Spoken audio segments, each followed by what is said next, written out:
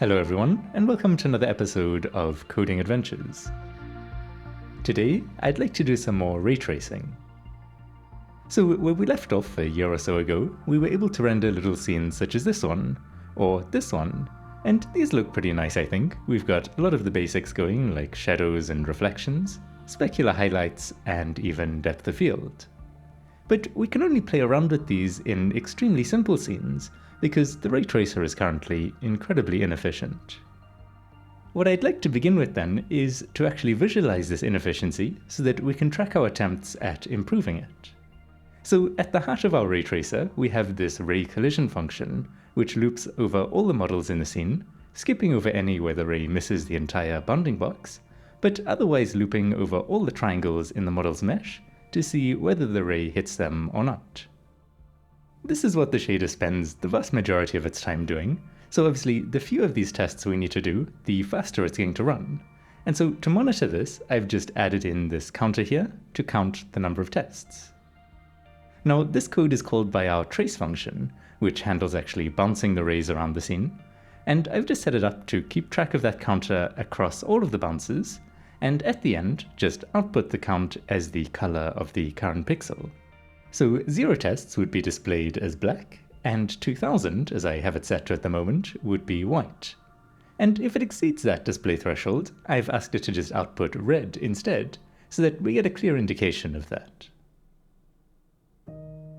Okay, then loading in this little scene, which has 456 triangles for this low poly night, and just a handful more for the walls and so forth, let's have a look at our new debug view. Currently, I've limited the rays to 0 bounces.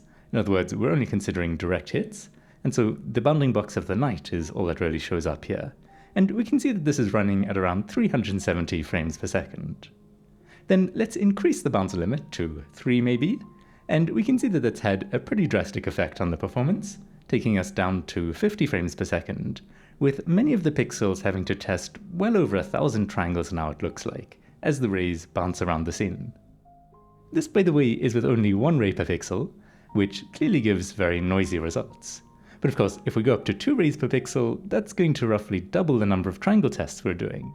And 2 rays is still unfortunately nowhere near enough for a clean image. Even in this very simple scene, we need a couple hundred at the very least. So my goal for today is to go from struggling with this simple little night to hopefully being able to render this classic test model, a 3D scan of a majestic dragon containing no fewer than 871,000 triangles, which, if you know your numbers, is quite a bit more than 456.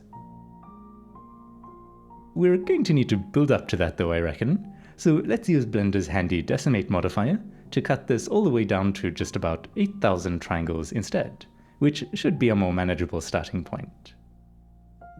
So let's swap out the night for that dragon and see how it goes.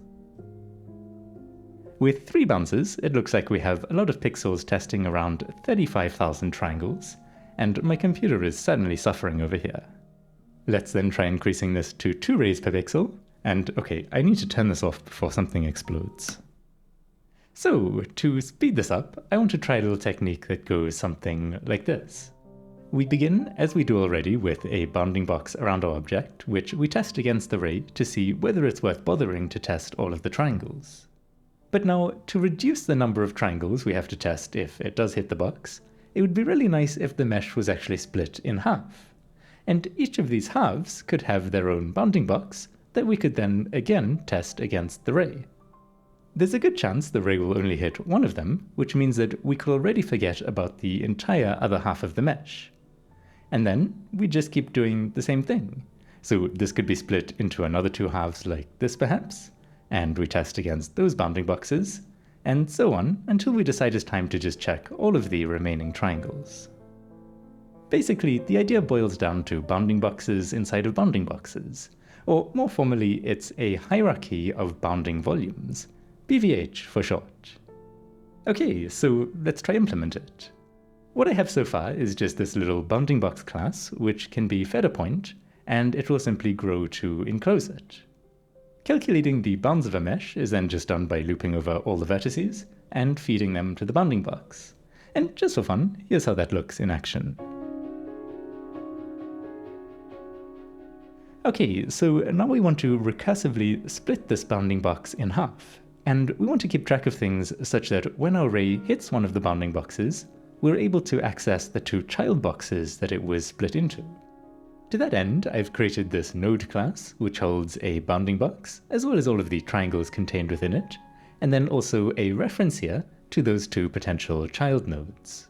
Then to construct the BVH, I've written some code here that first calculates the bounding box of the entire mesh, then sets up the triangles, before finally creating our root node and passing it into this split function. In there, the node is assigned two children, and then we loop over all of its triangles and decide whether they should become part of child A or child B, based on whether the center of that triangle is in the left or right half of the bounding box.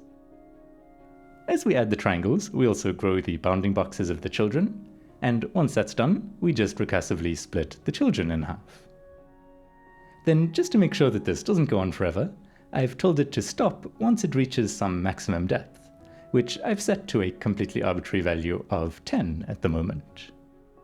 Now, to see whether this is all working as expected, here's some quick debug code which simply takes in the root node and draws its bounding box, and then recursively draws its children's bounding boxes as well, up until whatever depth we want to visualize it to. So let's take a look. We're at depth 0 at the moment, so let's increment the visualization by 1 over here. And that looks like it's been nicely split in half.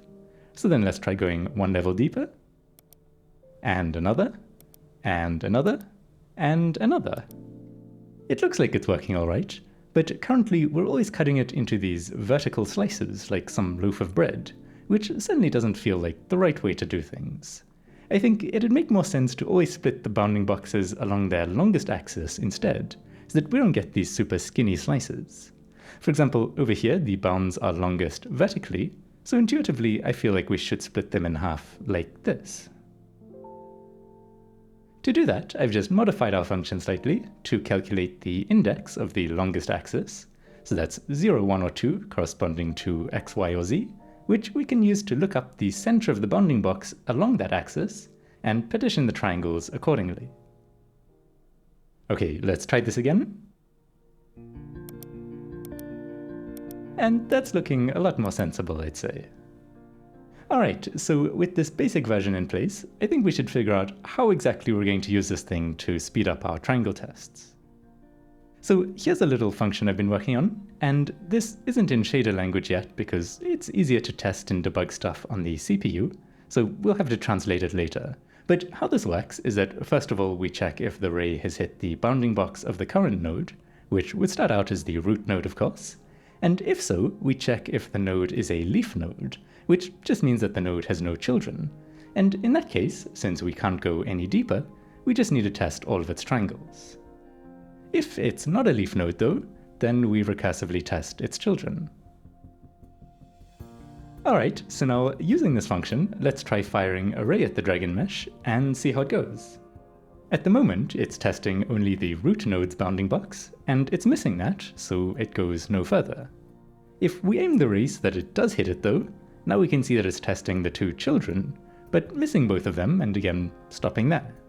So let's then aim the array so that it hits the tail of the dragon here, and we can see how it quickly narrows in on the node that contains the triangle we want. Okay, I just want to test this a little bit more quickly, but it does look like it's working, at least as far as I can tell the correct triangle is showing up in green, and we can see from the triangles in red that it's only testing a pretty small subset of the entire mesh. So that's pretty good. Now, I'm sure there's no shortage of things we could still do to improve this, but I'm a bit impatient to start figuring out how we can send this BVH data to the GPU so that we can use it in our actual ray tracing shader. So all of the data is currently stored in these nodes, but there's a couple of problems here.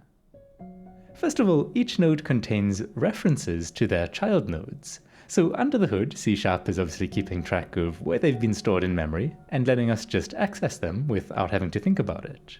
But the shader language doesn't do this kind of thing for us. So instead, we'll need to maintain a big list of all the nodes that we create, and then replace those references with the index in that list where the children are stored.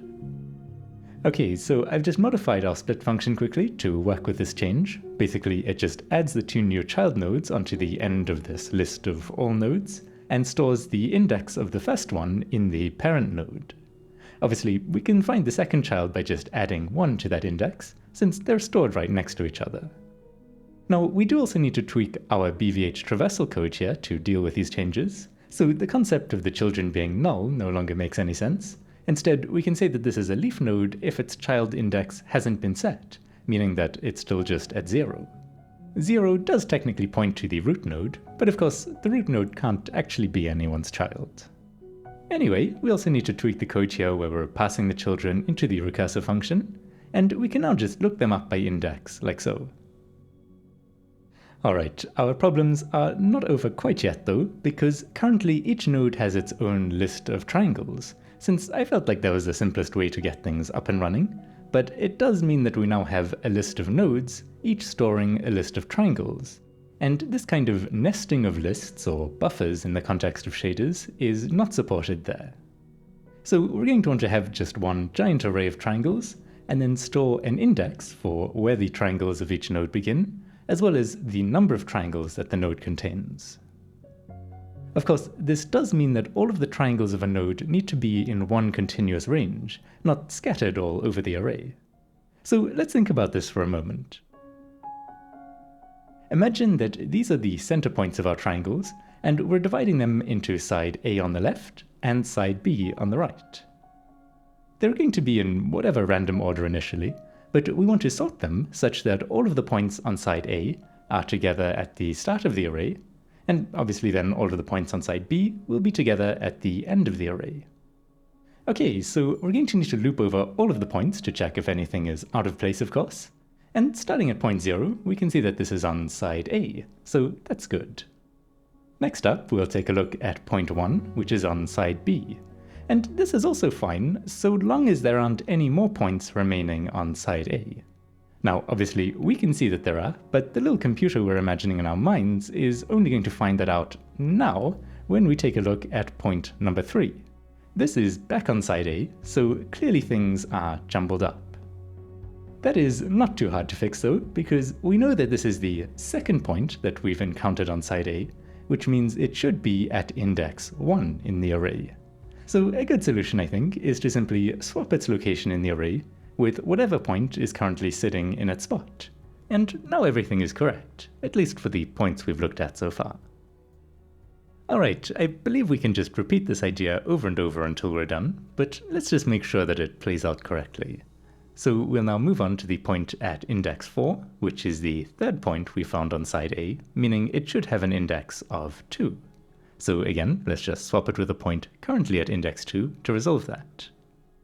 Okay, let's go through the rest super quickly. So point 5 is the fourth point on side A, so we'll just swap it with the point at index 3. Then point 6 here is on side B, and like before, the computer doesn't know yet if this is correct or not, so we'll just move on to point 7, which is back on side A. It is the fifth point we found over there, so it should be at index 4, and we can again just make the swap to correct that.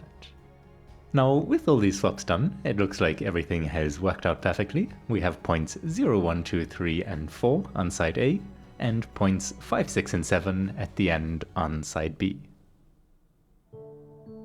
So, I've been making some more changes to the split function to handle all of this. Basically, the two child nodes now inherit the triangle index from their parent, and then we have this loop over the range of the parent's triangles, which starts out for the root node as being all of the triangles, of course.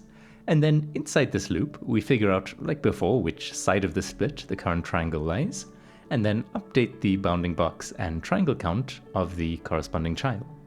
Finally, if the triangle is on side A, then we need to do that switcheroo we were just talking about to unjumble the order of the triangles. Okay, so let's just make sure that this is still working, which it appears in fact very much not to be.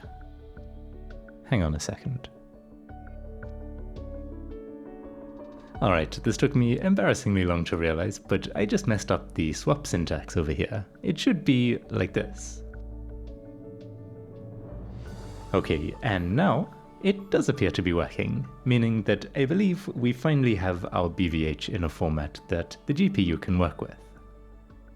By the way, I thought it might be fun to just quickly visualize the order into which the triangles are being sorted. So what we're seeing at the moment is the triangle centers appearing in the initial random order, and by random I just mean whatever was defined in the mesh file.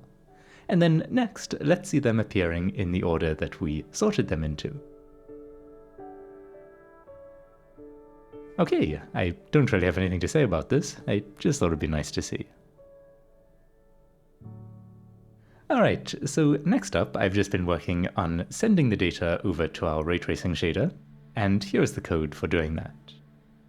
There were some complaints about the nodes and bounding boxes being classes instead of structs, which is problematic for memory layout reasons, so that should be refactored at some point, but I've just hacked in a very crude fix for now, because I'd much rather talk about a more interesting problem I ran into while porting our BVH traversal code to the shader. As we saw earlier, this works by recursively testing all of the child nodes, but what I'd kind of forgotten is that the shader language doesn't actually support recursion. So to get around this, I've had to spend a bit of time transforming it into an iterative approach instead. How this works is that we create an array at the start here to allow us to remember which nodes we still want to search. And this does unfortunately have to have a fixed size, by the way, because we can't do dynamic allocations in a shader. So I've just set it to 10, since that's the maximum depth we have for the BVH at the moment, but we'll revisit this number later, of course.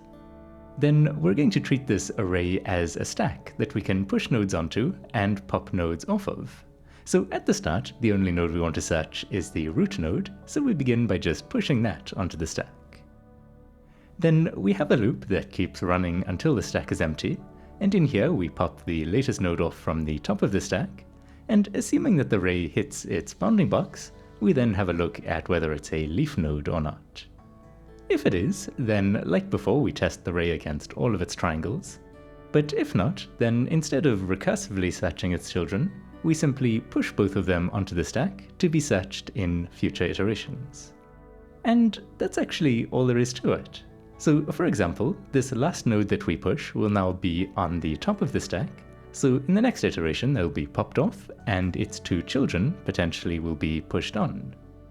Then let's imagine that both those children are leaf nodes, so in the next two iterations they'll both get popped off and have their triangles tested, at which point all that remains on the stack will be the first child node that we originally pushed on. So then that gets popped off, and we look at its children, and so on. So hopefully it's clear that this is doing the exact same depth-first search as our original recursive implementation, we're just achieving it now instead with a stack and a loop. I was pretty confident that this was going to work, but after enabling the ray tracer, I was greeted with a blank screen. A few frustrating minutes later though, I finally figured out that I had been sending all of the triangles to the non-existent triangles buffer, which the computer apparently did not feel like warning me about.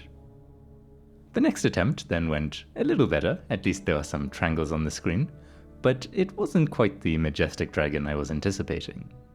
This turned out to be just another silly mistake though, and so after a bit of fiddling around, at last the entire ray trace dragon was on screen and running pretty smoothly. I'm very happy that this is working, but this is only the low poly version of the dragon, of course, containing a mere 8,712 triangles. So with our basic BVH in place, I think we're ready to upgrade to this medium version, with over 87,000 triangles instead. Before we try running it though, I quickly want to add some debug information to our BVH traversal code. In particular, I want to count the number of bounding box intersection tests we're doing, and also the number of triangle tests, just like we did right at the beginning. And here's a little function for displaying that information. Okay, let's try running this now, and it definitely does feel a little stuttery with all these extra triangles, so we're going to have to make some optimizations for sure. Let's switch the visualization mode over to show the number of bounding box tests, and currently this is completely red, meaning that the numbers are outside of our display threshold, but we can just raise that over here, maybe to around 100. So most of the time we're doing fewer than 100 of these box tests per pixel it seems, but particularly when reviewing the model face-on, or from the rear too along its longest axis, we can see how that increases dramatically, up to as high as roughly 230 it looks like. Alright, let's also take a look at the triangle count, and again this is just pure red at the moment, so let's increase the display threshold. And this is all the way up to 2000 at this point, so that is quite a lot of triangles being tested on every ray. I think it might be quite nice to actually see the triangle and bounding box views simultaneously, since together they kind of tell the full story.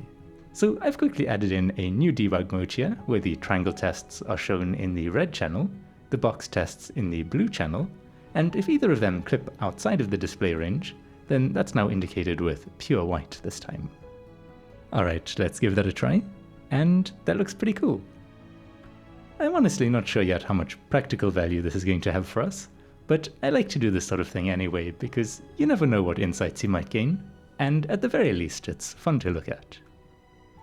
In the name of fun, I also want to turn on the frame accumulation mode here, so that we can see the results averaged out across a full rotation of the dragon. This is pretty funky looking, but perhaps not super easy to interpret. Anyway, while the dragon was spinning around, I also tracked the frames per second that the program was running at, per degree of rotation, and we can see the result of that plotted over here. So it's running at around 37 frames per second on average, although the performance does dip when viewing the front or back of the dragon, which makes sense with the increased number of tests that we were seeing at those angles. The first thing I want to address though is the fact that we're clearly doing a lot more triangle tests than box tests, which I think just means that we need to increase the depth of the BVH. For interest's sake, I've quickly printed out some statistics for the BVH we have at the moment, and we can see that on average each leaf node contains 85 triangles, with at least one leaf containing a whopping 949.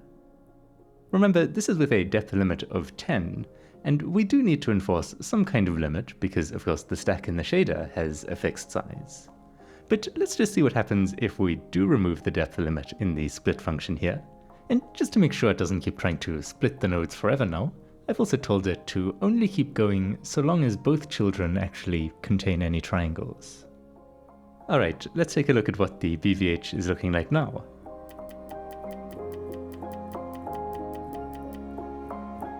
So here we're visualizing a depth of 18, for example, and clearly it's a lot more detailed than what we had before.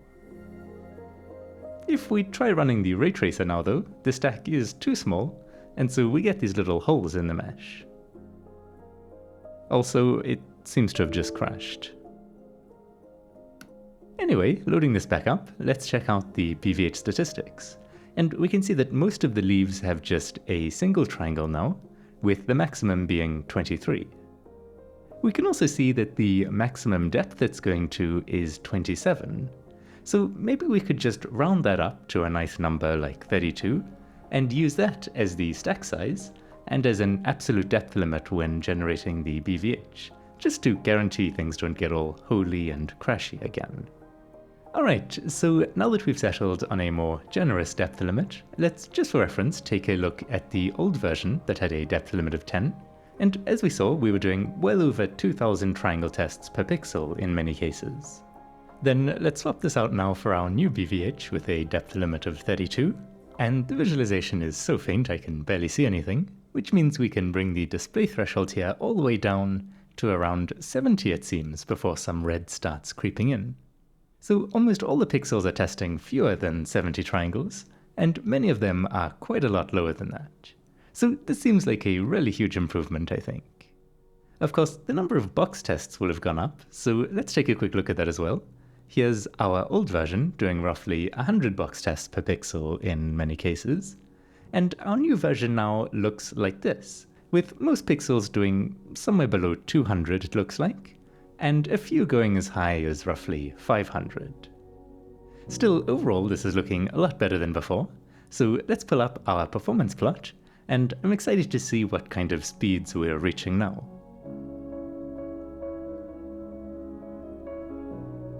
Okay, my excitement has turned to despair. We're reaching exhilarating speeds of 20 frames per second. I'm quite surprised by this because while the number of box tests did increase a bit, the number of triangle tests was drastically reduced, and the box tests are cheaper than the triangle tests. My best guess then is that it's the overhead of actually pushing and popping more nodes on the stack that's killing our performance. So I guess let's roll back this change and maybe focus first on improving the efficiency of our traversal algorithm before we increase the depth. One thing we noticed before, of course, is how the number of tests is currently very dependent on how far we're looking through the model, which is definitely something we can optimize.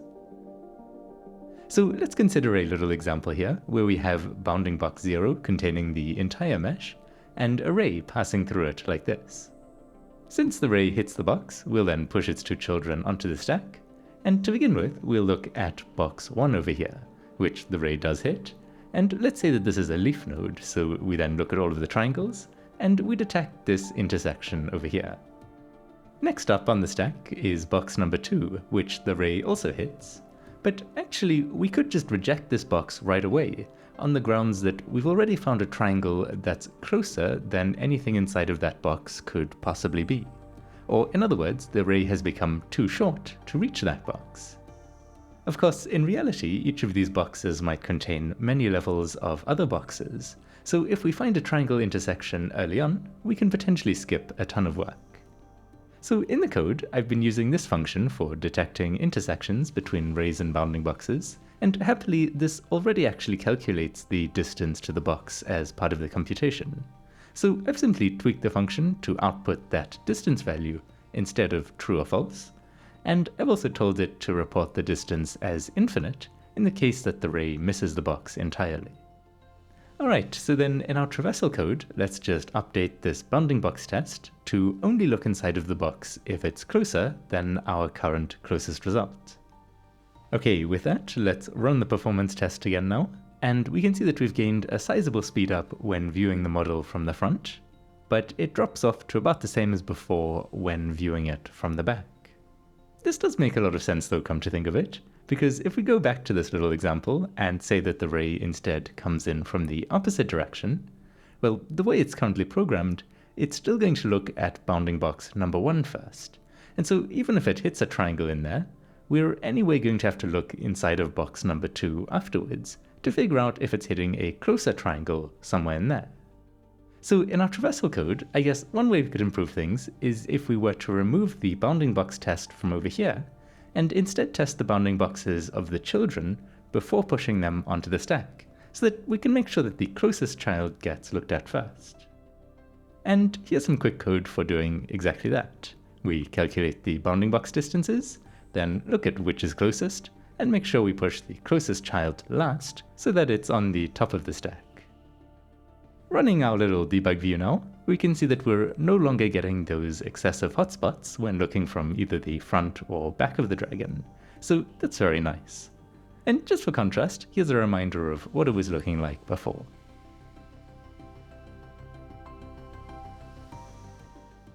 Okay, I'll also run the performance test again quickly.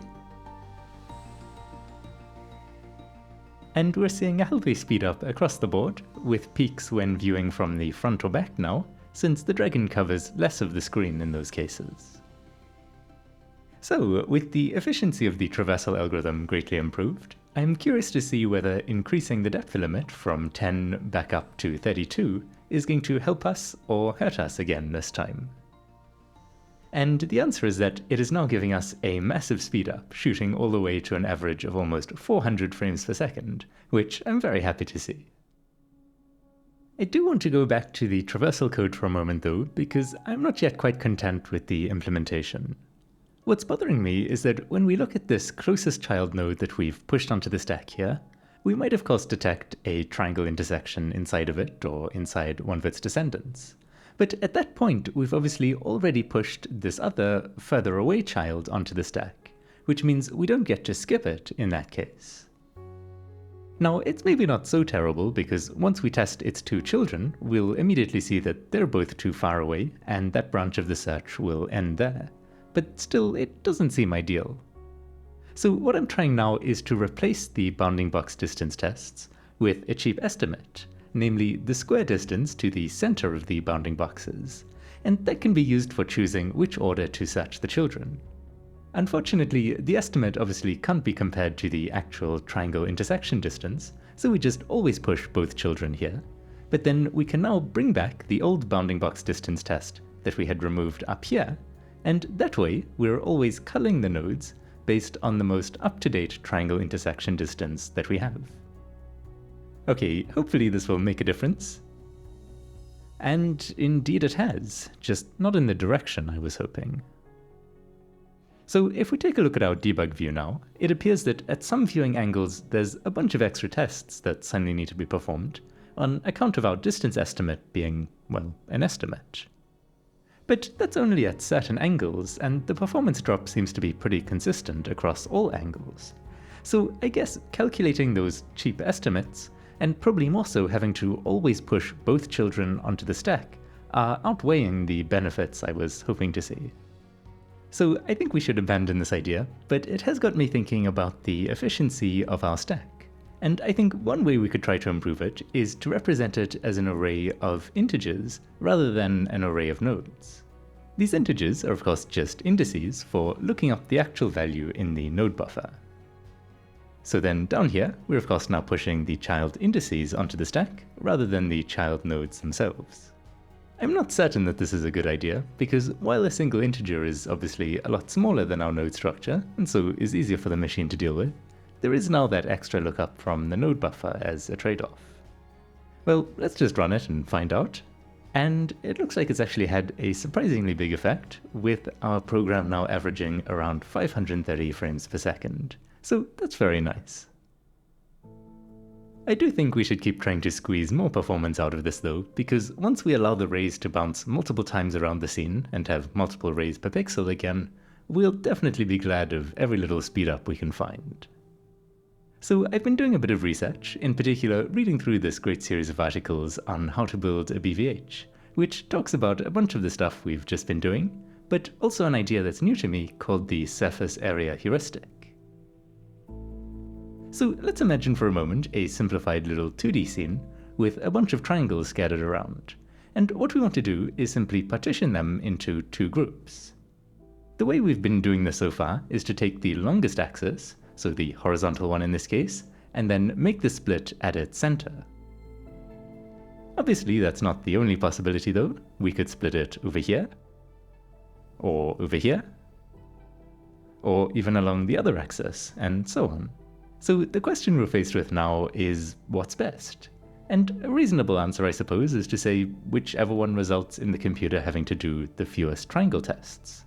For instance, let's consider this blue bounding box here for a moment, which contains 4 triangles in this case, and so for all the pixels inside of that box, the computer would have to do 4 triangle tests. Now, we don't actually need to know the exact number of pixels, we can just say that it's proportional to the area of the box, which is about 20 in this case. And so let's say that the cost of this box is that area times the 4 triangles, which comes out to about 80. And we can do the same thing for the other box to get a cost of 623 for a combined total cost of 703. With this cost metric in place, we could then, if we had the patience, go through and evaluate every possible configuration to find the one with the lowest cost. Which happens to be this one, by the way. Now, of course, in reality, we can actually then split each of these boxes into another 2 boxes, and so on. And so, to guarantee an optimal solution, I assume that right from the outset, we'd need to consider all the possible future outcomes. And that's just not computationally feasible for us to do. Instead, we're going to take the so-called greedy approach of just pretending that each split is the final one, and optimizing the cost of that without worrying about how it might affect the future. Alright, so this was a 2D example, but in 3 dimensions the idea is essentially the same. The only thing to consider is that we don't really care about the number of pixels that a box covers, since our rays will be able to bounce around the scene and hit the box from any direction.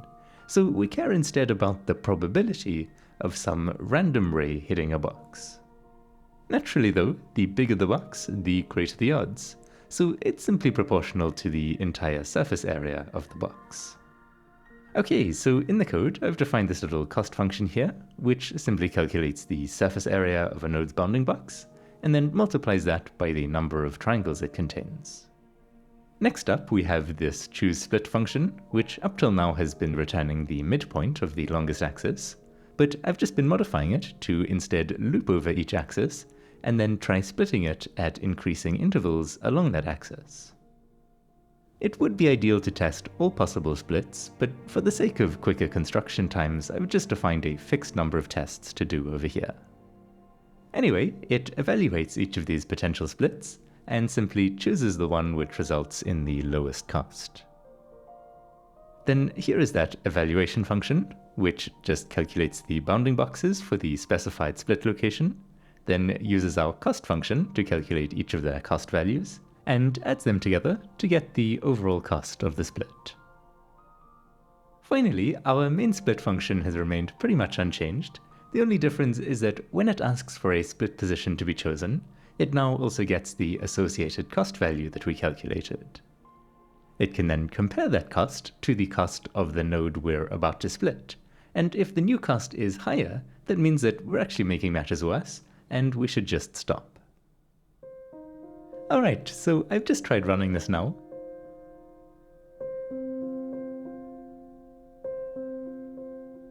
And it is taking half an eternity to complete at around 8 seconds compared to barely 500 milliseconds previously. On the other hand, the BVH definitely seems to be much higher quality. For example, the maximum number of triangles in a single node is down to 4 from the 23 we had before. And at the same time, instead of going all the way to a depth of 27 at its deepest node, it now only goes to 23. So that's pretty nice. Taking a look at the BVH itself, we can see that it's decided to split the dragon into 2 vertical slices this time.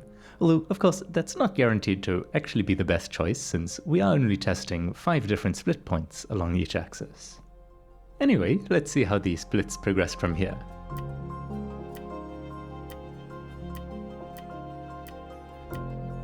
So this is now at a depth of 8, if I counted correctly. And let's quickly take a look at the remaining depths as well.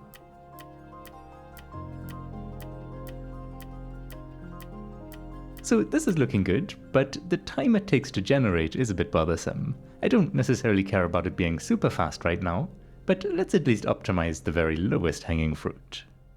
The main operation we're doing is really just growing bounding boxes, so we definitely want to make sure that this function is as fast as possible. Currently, we have to do min-max operations on all 3 points of the given triangle. So a simple improvement we could make is to actually pre-calculate the min and max points of each triangle, and that way we can cut down on the number of min-maxes we have to do while the core algorithm is actually running.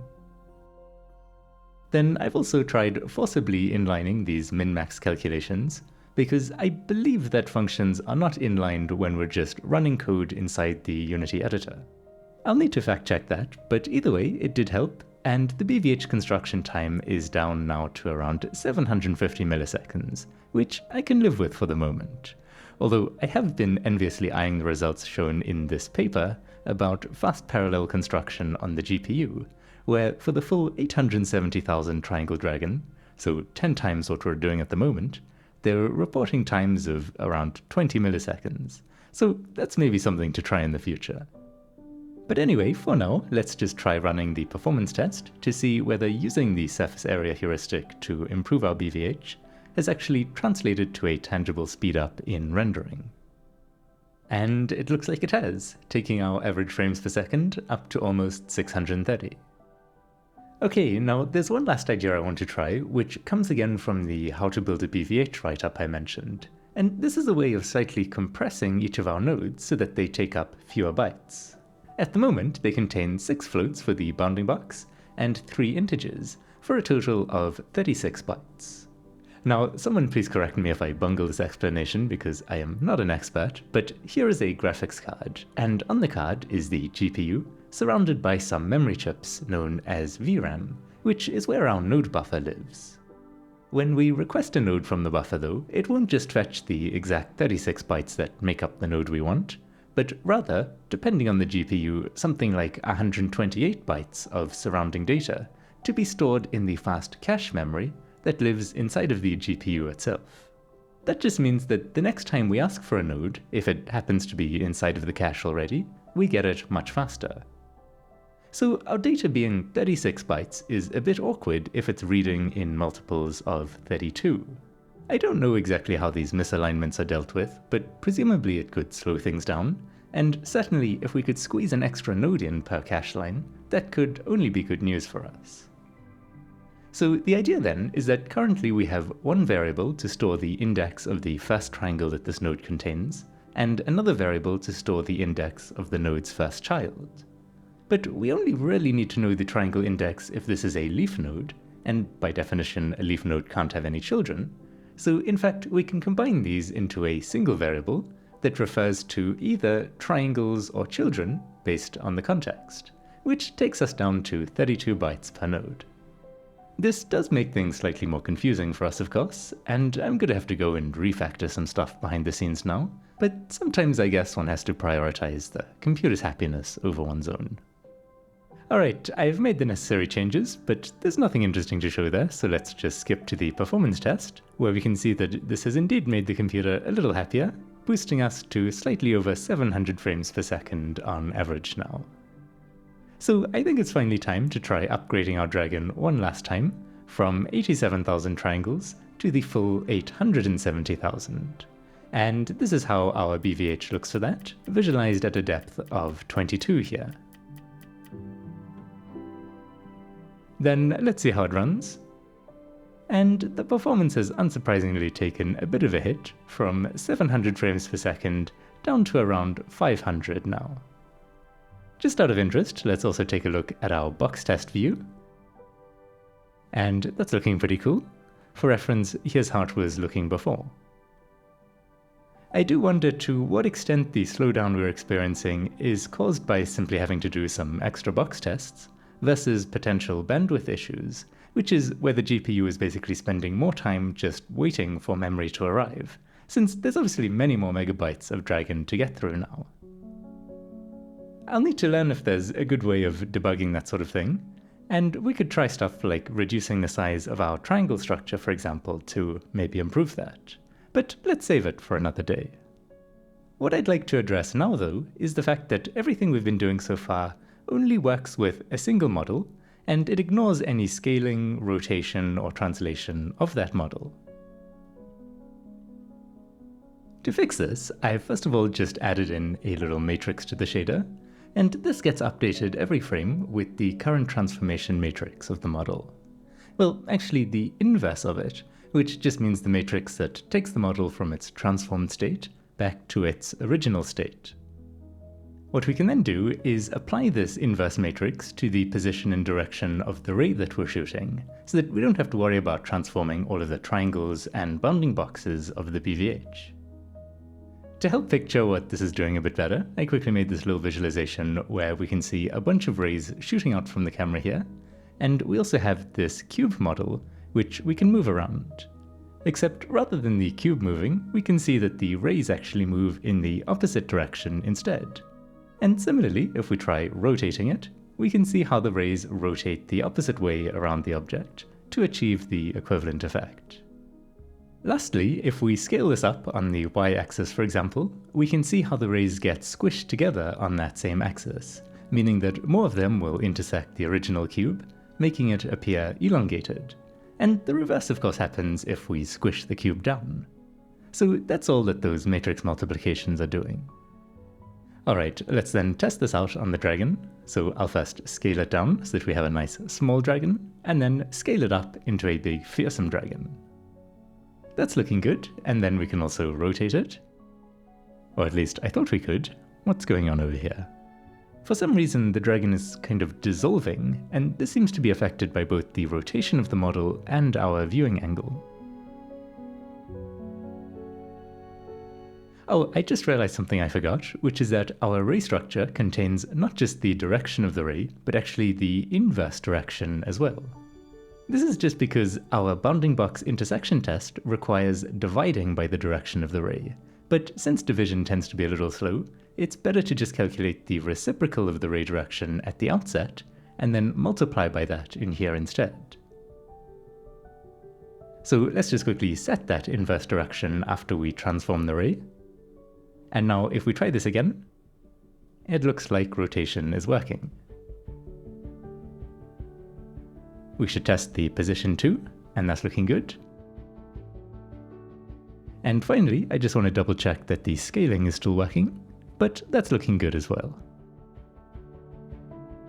Alright, next up I want to get multiple models working with our BVH setup. So I've just been modifying this little mesh info structure that we created last time, and it now holds these node and triangle offset values so that we can cram all of the nodes and triangles into the two buffers we have already, and then just jump to the correct place in those buffers for any given mesh. That matrix we were just working with is now also stored in here, so that we can move, rotate, and scale each model individually. And finally, there's the material settings that we created last time as well. Okay, then to set this up, I've also just been working on this function here, which takes in all of the models we want to render, and loops over them to construct their BVH, and pack all of their nodes and triangles together. Of course, if we have multiple copies or instances of the same mesh, we don't need to create a new BVH for each one, or even store its triangles and nodes again, since we already have that data from the original instance. We just need to know where it's located. For that purpose, I've made a little dictionary up here, and only if the dictionary doesn't contain the current mesh do we actually bother to construct the BVH and all of that. The mesh then obviously gets added to the dictionary, along with the current offsets into the node and triangle lists. Finally, when we're actually creating the mesh info over here, we can look up those offsets and also assign the matrix and material settings. So this data is returned at the end of the function, and behind the scenes it then just gets packed into buffers and sent over to the shader.